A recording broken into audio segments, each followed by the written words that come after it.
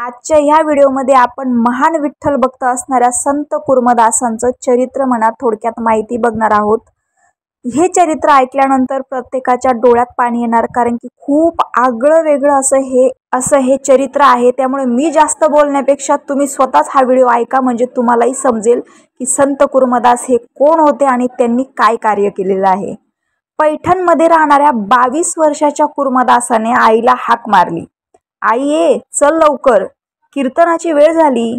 आई वैतागून म्हणाली, कीर्तन कीर्तन रोज कीर्तन, गुडघ्यापासून तुला पाय नाहीत, कोपरापासून तुला हात नाहीत, कोण नेईल तुला रोज कीर्तनाला?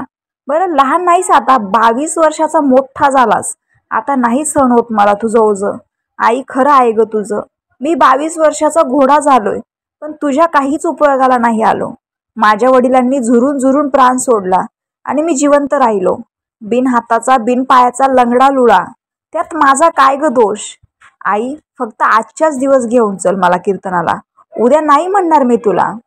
आईचे डोळे डबडबले, शेवटी आई होती ती। आईने हातपाय नसलेल्या व अंगावर फक्त लंगोट बांधलेल्या कुर्मदासाला पाठीवर घेतलं व कीर्तनाच्या ठिकाणी त्याला सोडून दिलं। भानुदास महाराजांचं कीर्तन चालू होतं। भानुदास महाराज म्हणजे एकनाथांचे पंजोबा। कीर्तनाला भरगच्च गर्दी। कुर्मदासाला चालता येत नाही, परंतु लोटांगण घेत घेत माणसांतून रस्ता काढत काढत पोटावर फरफटत कुर्मदास समोर आले व पहिल्या रांगेत बसले।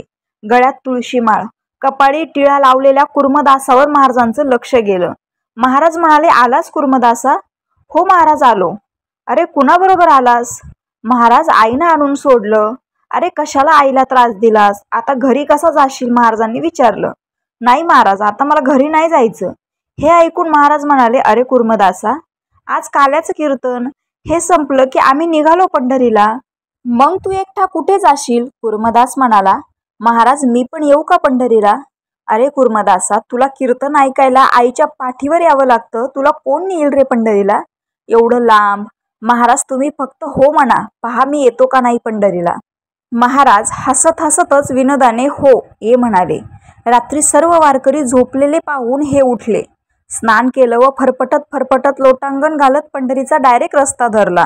तांबडं फुटलं, लोक उठू लागले, लोकांना विचारू लागला, अहो महाराज पंढरीचा रस्ता कोणता हो? लोक सांगू लागले, इथून पुढे जा आणि पुढे जाऊन पुन्हा विचारा।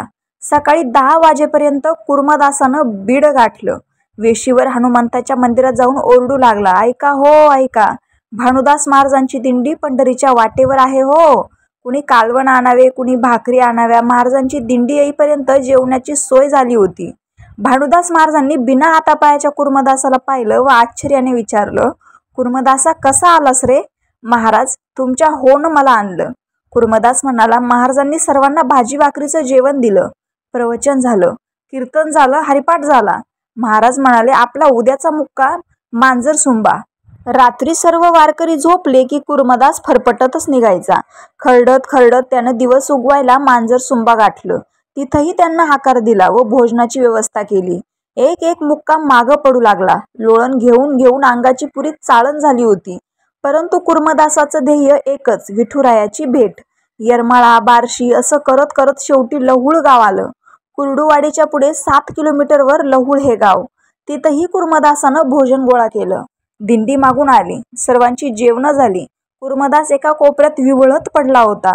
भानुदास महाराज त्याच्या जवळ आले व त्याला म्हणाले, कुर्मदासा आता फक्त एकच मुक्काम राहिला आहे, मग तू तुझ्या विठुरायाला भेटशील। कुर्मदास बोलला, नाही महाराज, आता मी नाही येऊ शकणार पंढरीला। अरे असं का म्हणतोस कुर्मदासा? एवढा लांब आलास आणि आता फक्त एका मुक्कामावर आली आहे पंढरी। कुर्मदासाला आता बोलणं सुद्धा असहाय्य झालं होतं। तो पालथा होता, तो उताना झाला, त्याचं सगळं पोट सोलून निघालं होतं। त्याच्या शरीरावर प्रचंड जखमा झाल्या होत्या। त्या जखमात असंख्य खडे रुतलेले होते, अंगातून रक्त वाहत होतं। कुर्मदास थकून गेला होता, त्याला बोलण्याचं देखील त्राण राहिलं नव्हतं। निघाल्यापासून त्याच्या पोटात अन्नाचा कण देखील नव्हता। सगळ्या दिंडीसाठी त्यानं अन्न गोळा केलं, परंतु स्वतःच्या पोटात मात्र अन्नाचा कणही नव्हता। महाराजांनी याचं कारण विचारल्यावर तो सहज म्हणाला, महाराज मलमूत्र कोण धुईल माझं? घरी आई धुत होती, इथं कोण धुईल म्हणून अन्न पाणी सोडलं। कुर्मदासाचं हे बोलणं ऐकून भानुदास महाराजांचे डोळे डबडबले, कुर्मदासा काय केलं हे? महाराज घरी राहून काय केलं असतं? निदान पंढरीच्या वाटेवर आलो तरी महाराज. आता फक्त एकच करा, पंढरपूरला गेल्यावर पांडुरंगाला 2दा नमस्कार करा आणि त्याला सांगा, हे पांडुरंगा, तुझ्या पायाजवळ यायला कुर्मदासाचं पुण्य थोडंसं कमीच पडलं. ह्या जन्मात नाही पाहता आलं चरण. पांडुरंगाला माझा एवढा निरोप द्या. असं म्हणून तो तिथंच विवळत पडला. भानुदास महाराजांचे पाय आता जड झाले होते. तसेच जड पावलांनी कुर्मदासाला सोडून ते पंढरपुरात आले. चंद्रभागेचं स्नान केलं व विठुरायाच्या दर्शनाला उभे राहिले. भानुदासांनी पांडुरंगाकडे पाहिलं, पांडुरंगाने भानुदासाकडे पाहिलं. अंतःकरणातलं चिंतन तिथपर्यंत पोहोचलं. पांडुरंग रुक्मिणी मातेला म्हणाले, रखुमाई, तू वारी सांभाळ, मी माझ्या भक्ताला कुर्मदासाला लहुळला भेटायला चाललोय. पांडुरंगाने गरुडाला आज्ञा केली. विठ्ठल कुर्मदासाजवळ आले. कुर्मदास निपचित शुद्ध हरपून त्या वाळवंटात पडलेले होते. जखमांनी अंगाची अगदी लाही लाही झाली होती. शरीरातून रक्त वाहतच होतं. विठ्ठलानं हाक दिली, कुर्मदासा, अरे डोळे उघड, बघ मी आलोय तुझ्यासाठी. मोठ्या हिमतीनं कुर्मदासानं अर्धवट डोळे उघडले. पाहतो तर प्रत्यक्षात विठुरायासमोर उभा होता. विठ्ठला, विठ्ठला, माझ्या पांडुरंगा म्हणत कुर्मदासा पुन्हा विठ्ठलाच्या दिशेनं फरफटत लोटांगण घेऊ लागला. एवढ्यात पांडुरंगाने कुर्मदासाकडे धाव घेतली. त्याच शिरकमल आपल्या मांडीवर घेतलं व म्हणाले, कुर्मदासा, तू जिंकलास, तुझं ध्येय पूर्ण झालं. बघ, मी स्वतः तुझा विठ्ठल, तुझा पांडुरंग तुझ्या भेटीला आलोय. होय विठ्ठला, आता हीच माझी पंढरी. कुर्मदासाने डोळे भरून पांडुरंगाला पाहिलं व डोळ्यातील अश्रूंनी विठ्ठलाला नमन केलं व आपला प्राण तिथे सोडला.